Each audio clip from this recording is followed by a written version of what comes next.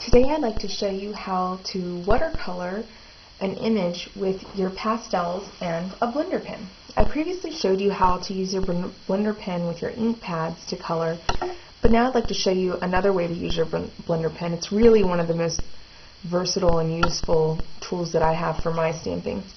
So what I have here is an image from the More the Merrier Hostess Level 3 set, which I have already heat embossed with black Stampin' Emboss powder.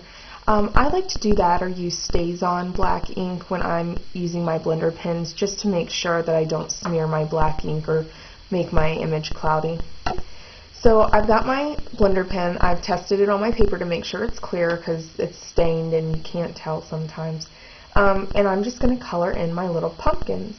So first I'm going to find my pumpkin pie, appropriately, pastel, and I'm just going to dip my blender pen in it to get some on the end, and I'm just going to start coloring this little guy. I like to start on one side and then move around to the other because it's darker when you first start, and that way if I always start on the left side, that side will be darker and kind of give the illusion that the light from the pumpkins is coming from the right side. So now I'm gonna do this little guy.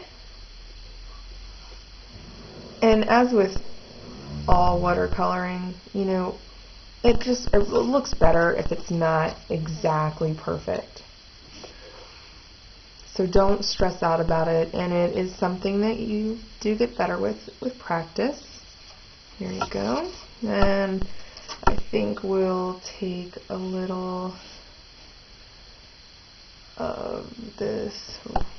Let's try a little really rust on one of these guys.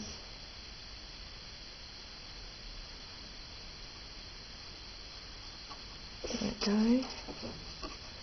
And maybe even some orange from our Bold Brights.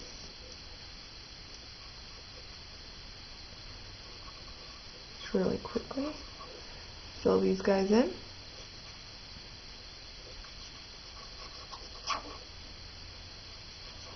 And you'll see in between colors you can just wipe your blender pen until it runs clear.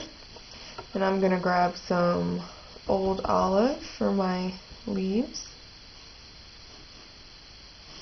I'm going to trace my stems a little bit, give a little bit of an illusion. And then some Close to Cocoa, I think, for these stems, real quick. And then I just need to finish these guys off by adding a little glow with some Summer Sun